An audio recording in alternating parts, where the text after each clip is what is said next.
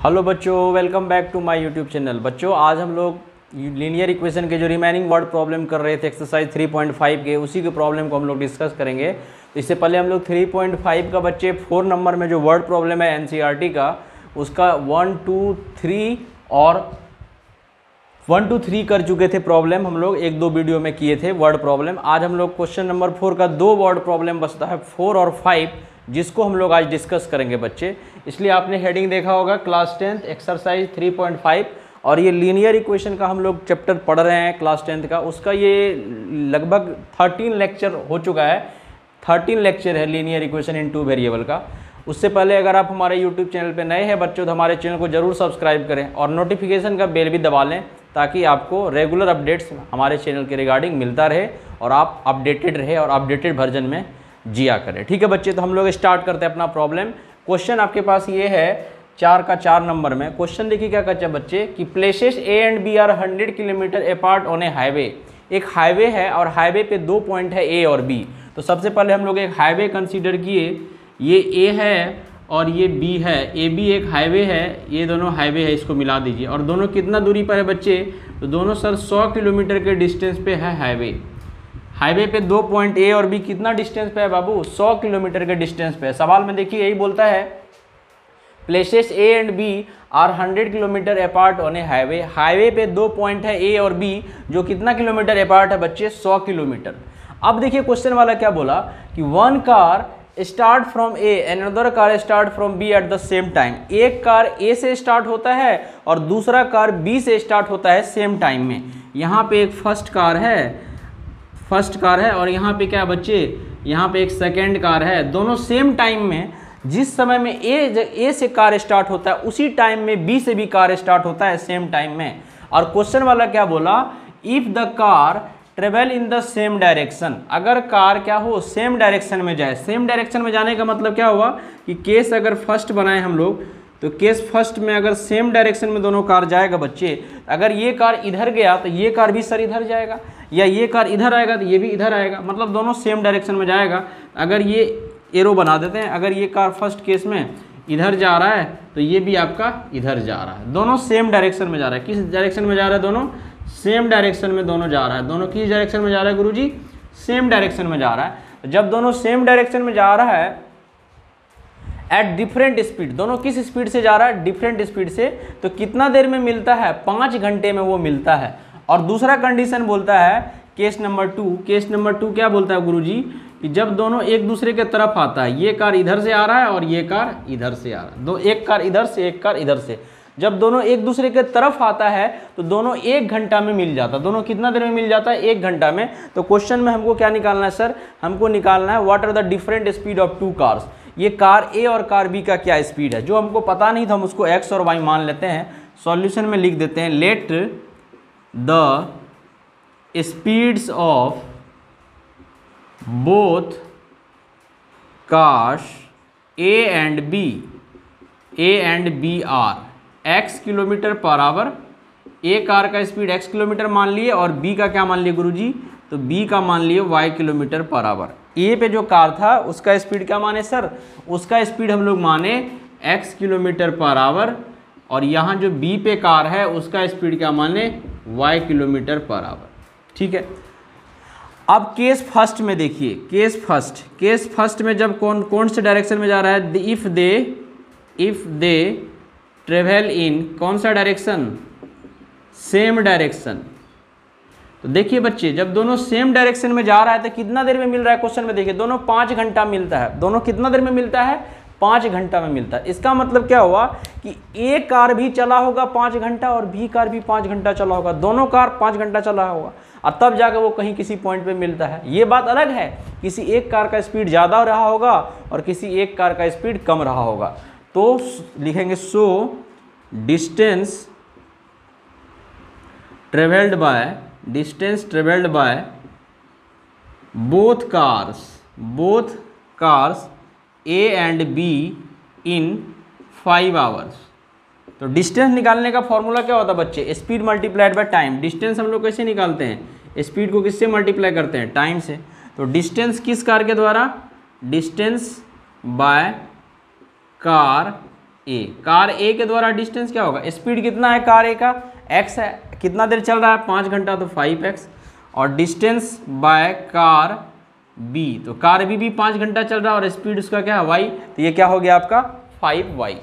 अब यहीं पे समझिए, अब जो है ना वो 5 घंटा चलने के बाद कहीं मिलता है, तो मान लीजिए ए कार इधर चल रहा है, बी कार यहाँ चल रहा है, और यहाँ कोई पॉइंट है सी, इस सी पॉइंट पे आके वो मीट कर गया, इस सी पॉइंट पे आके वो मीट किया, तो यहाँ से देखिए क्या होगा, ए यहाँ से यहाँ जाएगा बट बी यहाँ से यहाँ आएगा।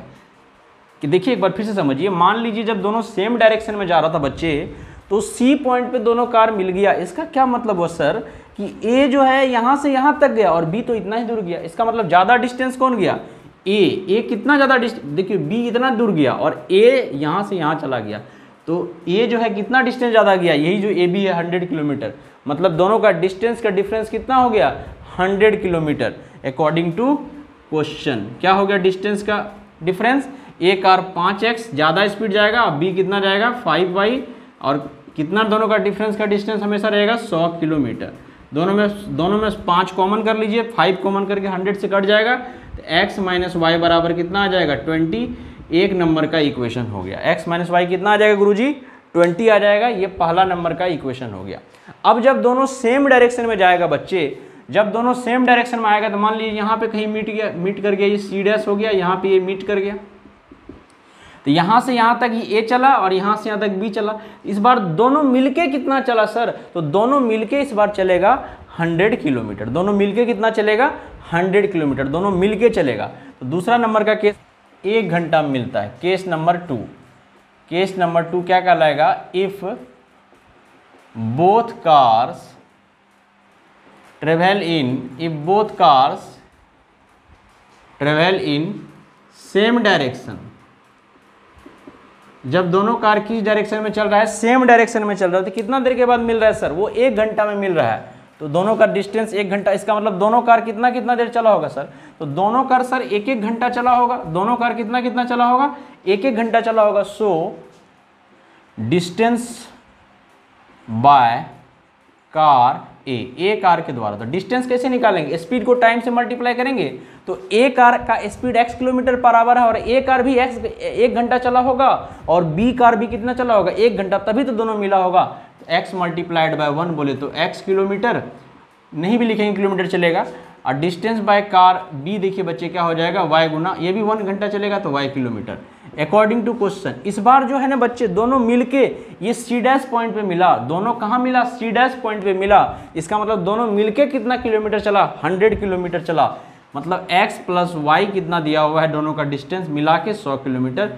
ये दूसरा इक्वेशन आ गया, पहला यहाँ पे था, दूसरा यहाँ है, दोनों को अब आराम से सॉल्व कर देंगे, एलिमिनेशन से सॉल्व कर देंगे फ्रॉम 1 and 2। सो फ्रॉम यहीं सी डैश पे आया बच्चे, इतना दूर ये ए चला, इतना दूर बी चला, तो मिलके ही दोनों चलेगा 100 किलोमीटर फ्रॉम 1 and 2। तो 1 वाई इक्वेशन क्या बच्चे, x माइनस वाई बराबर 20 और x प्लस वाई बराबर दूसरा में कितना है 100, दोनों को जोड़ दीजिए, इलिमिनेशन लगा दीजिए, जोड़िएगा जैसे ही बेचारा y और y शहीद हो जाएगा, एक दूसरे से काटा पीटी मचा दीजिए। तो x कितना हो जाएगा 2x बराबर कितना गुरुजी 120, इट इम्प्लाई दैट x बराबर कितना आ जाएगा 60 किलोमीटर पर आवर। ये किसका वैल्यू आ गया, ये x का वैल्यू आ गया, 60 किलोमीटर पर आवर किया, किसका वैल्यू आ गया x का, और x प्लस वाई मिल के 100 है, x प्लस वाई मिल के कितना है 100 है, तो x का वैल्यू अगर 60 है तो y कितना आएगा 40 आएगा। सो फ्रॉम 2 से y कितना आ जाएगा, y आ जाएगा 40 किलोमीटर पर आवर। तो ये यही सवाल था, दोनों कार का डिफरेंट स्पीड था। ऑब्वियस है, देखिए ए कार जो है ज़्यादा डिस्टेंस ट्रेवल कर रहा है सेम टाइम में, तो उसका स्पीड ज़्यादा होना चाहिए, और बी कार कम डिस्टेंस ट्रेवल कर रहा है सेम टाइम में, उसका स्पीड कम होना चाहिए। तो आंसर भी हमारा सही आया। तो इस टाइप का सवाल जब भी हाईवे वाले पे है तो 2 कंडीशन बचता है। एक में क्या करते हैं बच्चे, जब दोनों सेम डायरेक्शन में जाएगा, जब दोनों कार सेम डायरेक्शन में जाएगा तो डिस्टेंस का डिफरेंस लेंगे, और जब दोनों कार अपोजिट डायरेक्शन में आके एक दूसरे को मिलेगा तो डिस्टेंस का सम लेंगे, तब 2 इक्वेशन बनेगा, तो हम लोग दोनों कार का यूजुअल स्पीड निकाल पाएंगे। ठीक है बच्चे, तो ये क्वेश्चन नंबर 4 था। अब हम लोग इस वर्ड प्रॉब्लम 3.5 का लास्ट सवाल क्वेश्चन नंबर 5 को सॉल्व करेंगे। अब क्या कहता है क्वेश्चन नंबर 5, आपको रेक्टेंगल पे बेस है कि रेक्टेंगल का हमको डायमेंशंस निकालना है। डायमेंशंस का मतलब रेक्टेंगल का लेंथ और ब्रेथ अपने को डिसाइड करना है। तो जब भी इस टाइप का सवाल रेक्टेंगल से रिलेटेड हो, आप कुछ ना करें, सबसे पहले रेक्टेंगल का लेंथ मान लें और ब्रेथ मान लें और एरिया निकाल दें। एरिया ऑफ रेक्टेंगल क्या होता है बच्चे? L into B. इस सवाल में हमने लास्ट में देखा कि we have to find the dimension of rectangle. The dimension of rectangle means we have to find its length and breadth. तो let us suppose the length be x metre and the breadth be y metre, then the area of rectangle is L into B multi बराबर what? x into Y. तो मान लिए इसका solution में बच्चे क्या मान लिए, तो उसके कंडीशन लगाएंगे, let the length and breadth, let the length and breadth of the rectangle be x meter and y meter what respectively। आप समझ जाएंगे शॉर्ट में। so its area is what? area is L into B, here L is x and B is y, so its area is xy square unit, xy what? Square unit. अगर आप ये नहीं भी लिखेंगे कोई दिक्कत नहीं, लास्ट में हम लोग अल्टीमेटली आंसर में मीटर जो भी उसका यूनिट है ना वो लगा देंगे बच्चे। अब देखिए अकॉर्डिंग टू क्वेश्चन, कंडीशन क्या कर रहा है क्वेश्चन वाला, फर्स्ट कंडीशन क्या कर रहा है, तो क्वेश्चन वाला बोला, क्या बोला? The area of rectangle gets reduced by 9 square unit. किसी रेक्टेंगल का एरिया 9 स्क्वायर यूनिट घट जाता है भाई। तो पहले उसका एरिया है कितना रेक्टेंगल का? तो रेक्टेंगल का एरिया x इंटू वाई है, रेक्टेंगल का एरिया x इंटू वाई है। ये 9 स्क्वायर यूनिट घट गया तो x इंटू वाई में 9 घटा देंगे, ये इसका नया एरिया हो गया। और ऐसा कब होता है? रेक्टेंगल का एरिया 9 स्क्वायर यूनिट कब घटता है? जब इसका लेंथ को हम लोग घटाते हैं, रिड्यूस्ड बाय 5। तो लेंथ कितना है? बराबर लेंथ कितना बच्चे? x है, उसमें 5 घटा देंगे, इससे एरिया निकालेंगे।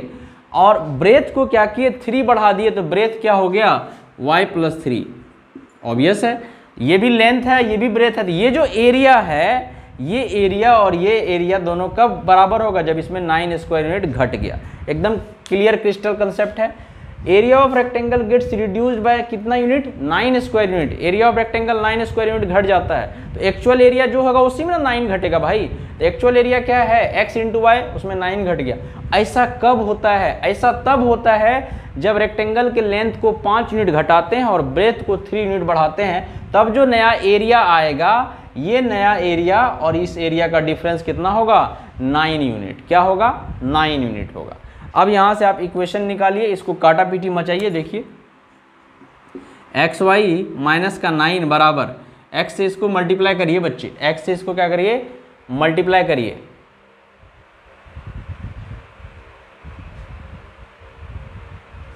तो ये हो जाएगा आपका एक्स वाई प्लस का क्या हो जाएगा?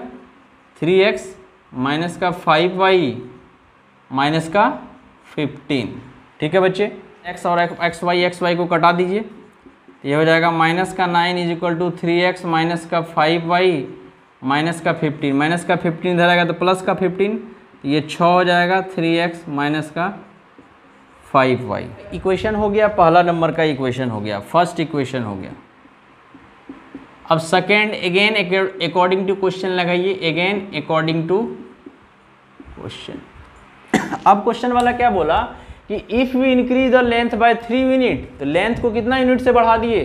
3 यूनिट से बढ़ा दिए, और ब्रेथ को 2 यूनिट से बढ़ा दिए, तो एरिया बढ़ गया 67। तो एरिया क्या था एक्चुअल बच्चे? तो एरिया x इंटू वाई था, वो 67 बढ़ गया प्लस का 67 हो गया। कब ऐसा होता है? जब लेंथ को कितना यूनिट बढ़ाते हैं? लेंथ को 3 यूनिट बढ़ाते हैं तो x प्लस 3, और ब्रेथ को 2 यूनिट बढ़ाते हैं तो y प्लस 2। ये इक्वेशन आ जाएगा बच्चे। सवाल वाला बुझिए बोला कि एरिया ऑफ रेक्टेंगल 67 यूनिट बढ़ जाता है, तो area of rectangle x into Y है, ये 67 बढ़ गया। कब बढ़ा? जब हमने लेंथ को 3 यूनिट बढ़ाया और ब्रेथ को 2 यूनिट बढ़ाया। ऑब्वियस है कि जब आप लेंथ को भी बढ़ाओगे और ब्रेथ को भी बढ़ाओगे तो एरिया तो बढ़ना ही है। तो ये आपका कंडीशन आएगा, काटा पीटी मचाई। इक्वेशन आएगा एक्स वाई प्लस का 67, इसको मल्टीप्लाई करिए, एक्स वाई प्लस का 2x प्लस का 3y प्लस का 6। एक्स वाई गेट कैंसिल, ये 6 इधर आके घट जाएगा तो क्या होगा बच्चे? 61 बराबर 2x प्लस का 3y। ये दूसरा इक्वेशन हो गया, 2x प्लस का 3y। ये सेकेंड इक्वेशन हो गया। अब दोनों इक्वेशन को हम लोग सॉल्व करेंगे by the method of elimination, by the method of elimination. Know from 1 and 2। पहला से क्या इक्वेशन है बच्चे? 3x माइनस का 5y इज इक्वल टू 6। और दूसरा इक्वेशन क्या है बच्चे, 2x प्लस का 3y is equal to 61। Elimination लगाइए। आप एलिमिनेशन लगाने के लिए किसी का भी कोफिशिएंट सेम कर दीजिए, y का ही सेम कर देते हैं। तो y का सेम करने के लिए इसका 3 से इसको मल्टीप्लाई करेंगे और इसको किससे मल्टीप्लाई करेंगे, 5 से। सो वी गेट, तो हमको कौन सा इक्वेशन मिलेगा गुरुजी, 3 से मल्टीप्लाई करेंगे तो 9x माइनस का 15y बराबर 36 के 18, 5 से मल्टीप्लाई करिएगा 10x माइनस का 15 नहीं प्लस का 15y हो जाएगा, 61 पंचे 60 पंचे 300, 305 हो जाएगा। कितना हो जाएगा, 305। दोनों को ऐड कर दीजिए, जैसे ही ऐड करिएगा तो ये बेचारा बोलबम हो जाएगा। 10 और 9 कितना हो जाएगा बच्चे, 19x। इसको जोड़िए, 300 कितना हो जाएगा, 18 5 23। ठीक है बच्चे। अब देखिए एक कट रहा है 19 से, इट इम्प्लाई डेट x बराबर 3 2 3 बाय में 19, 19 से 19 एक बार में, और 29 13 19 8 19 70 63 17 बार में कट जाएगा बच्चे। देखिए 19 से एक बार में 19 कट गया, कितना कैरी किया, 13 कैरी किया, 13 और 133 19 को 19 33 133 17 बार में कट जाएगा। आप कटा दीजिएगा तो 17 बार में आपका ये कटना तय है। ठीक है। एक्स बराबर कितना आ गया, 17 मीटर, जो क्या है, लेंथ है। क्या है, लेंथ ऑफ रेक्टेंगल। रेक्टेंगल का ये क्या है, लेंथ है। अगेन इसी किसी एक में रख दीजिए, पुट 9, पुट वैल्यू ऑफ किसका बच्चे, x in equation first equation क्या है, 6 बराबर 3x, 3 इंटू एक्स के जगह आप क्या रखेंगे गुरुजी, 17 रखेंगे, माइनस का 5y।